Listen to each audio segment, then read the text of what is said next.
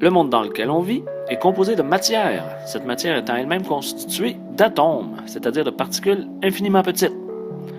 La matière, même si elle est composée de très petites particules, est visible, ce qui n'est pas le cas de l'énergie. Cette énergie, on peut seulement déduire sa présence au moyen des effets qu'elle provoque sur la matière. Par exemple, la Terre qui tourne sur elle-même est une manifestation de l'énergie. La formation des nuages par la condensation de la vapeur d'eau dans l'atmosphère en est une autre manifestation.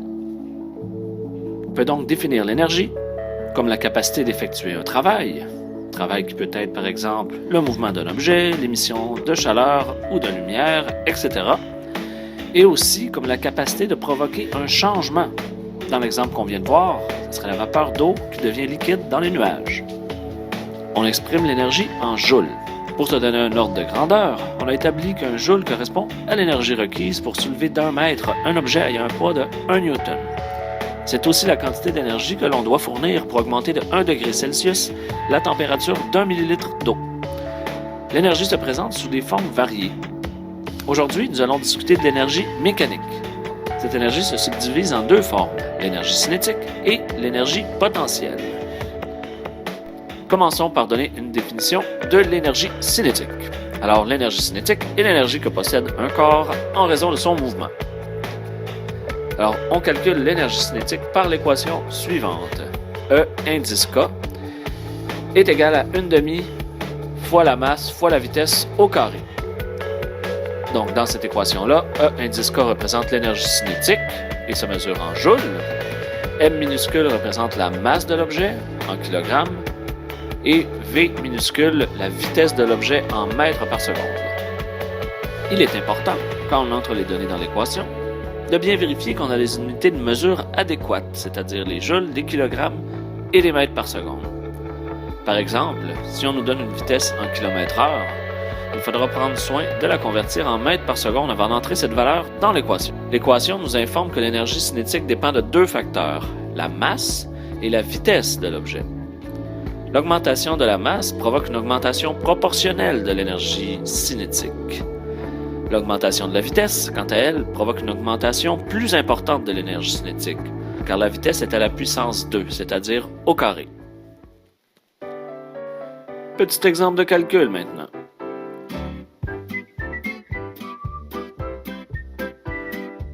Donc, quelle est l'énergie cinétique du bip-bip à cet instant précis?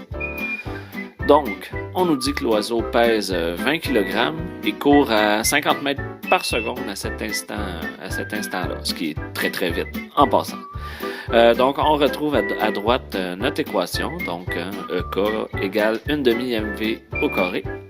On remplace M par 20 kg et V par 50 mètres par seconde.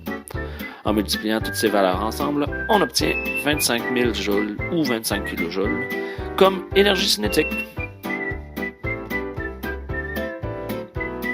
Passons maintenant à notre deuxième forme d'énergie, l'énergie potentielle. Il existe plusieurs formes d'énergie potentielle, mais celle que l'on va étudier aujourd'hui est l'énergie potentielle gravitationnelle. Donc, pour donner une définition, disons que l'énergie potentielle gravitationnelle est l'énergie emmagasinée dans un objet quand on augmente sa hauteur. C'est de l'énergie potentielle, dans le sens où elle a la possibilité, ou autrement dit le potentiel, de devenir autre chose. On ne peut observer ses effets tant qu'elle ne s'est pas transformée en une autre forme d'énergie. Par exemple, le fait qu'un objet se trouve plus haut lui permet d'acquérir plus de vitesse lorsqu'il tombe, donc plus d'énergie cinétique. On calcule l'énergie potentielle gravitationnelle au moyen de l'équation suivante. E indice Pg est égal à mg delta y, dans laquelle E indice Pg représente l'énergie potentielle gravitationnelle qu'on exprime en joules, M minuscule la masse de l'objet, mesurée en kilogrammes, G minuscule représente l'intensité du champ gravitationnel, donc d'une valeur sur Terre de 9,8 newton par kilogramme. Le delta y est le déplacement vertical de l'objet, donc la différence entre la hauteur finale et la hauteur initiale. On le mesure par rapport à un référentiel choisi et pas toujours par rapport au niveau du sol. Delta y est mesuré en mètres. Cette formule nous permet d'affirmer que l'énergie potentielle dépend de trois choses, de la masse, de l'intensité du champ gravitationnel et de la hauteur de l'objet. Par contre, l'intensité du champ gravitationnel reste constante tant qu'on se trouve sur Terre.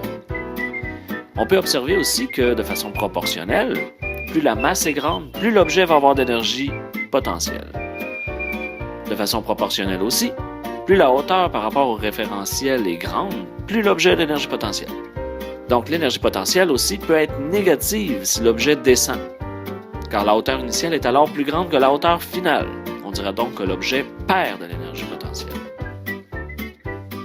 Aidons-nous à comprendre avec un exemple. Revenons un peu en arrière. On remarque ici que le coyote est projeté du sol, qu'on fixe à 0, jusqu'à une hauteur de 100 mètres. Dans les données du problème, on nous dit que le coyote a une masse de 25 kg, que G est égal à 9,8 Newton par kg, car on est sur Terre, et on sait aussi que delta Y, qui est égal à la hauteur finale moins la hauteur initiale, donc 100 mètres moins 0, va nous donner 100 mètres.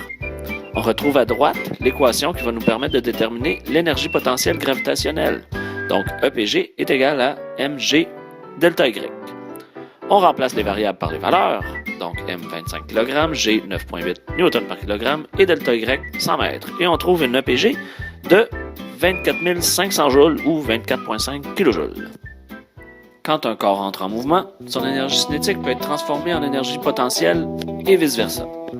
Mais la quantité totale d'énergie, en revanche, est toujours conservée.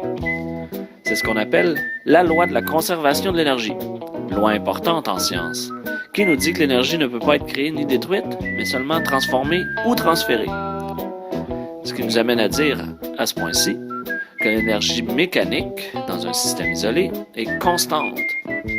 L'énergie mécanique, qu'on a évoquée plus tôt, est en fait la somme de l'énergie cinétique et de l'énergie potentielle.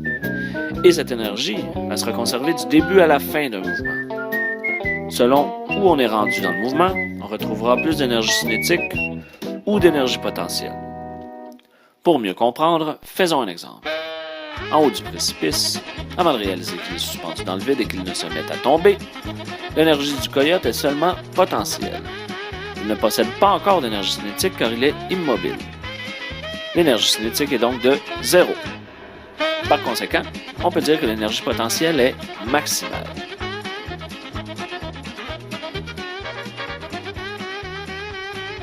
Au milieu de la descente, le coyote se situe à la mi-hauteur, donc son énergie potentielle a diminué de moitié, delta Y étant de 50 mètres. Son énergie potentielle est donc de valeur moyenne. Son énergie cinétique, elle aussi, est de valeur moyenne, car le coyote a acquis une certaine vitesse du fait de sa chute, mais il lui reste encore de la vitesse à acquérir, car il va continuer à accélérer dans le reste du trajet. À ce niveau, donc, l'énergie potentielle et l'énergie cinétique sont de valeur égale. Au bas du précipice, tout juste avant qu'il ne touche le sol et ne s'immobilise, l'énergie cinétique du coyote est maximale, car la vitesse est elle aussi maximale. L'énergie potentielle, de son côté, est nulle. Dans cet exemple, nous n'avons choisi que 3 niveaux, mais nous aurions pu prendre une infinité de niveaux tout au long de la chute. À chacune de ces étapes, on aura toujours conservation de l'énergie, donc on respectera toujours l'équation suivante.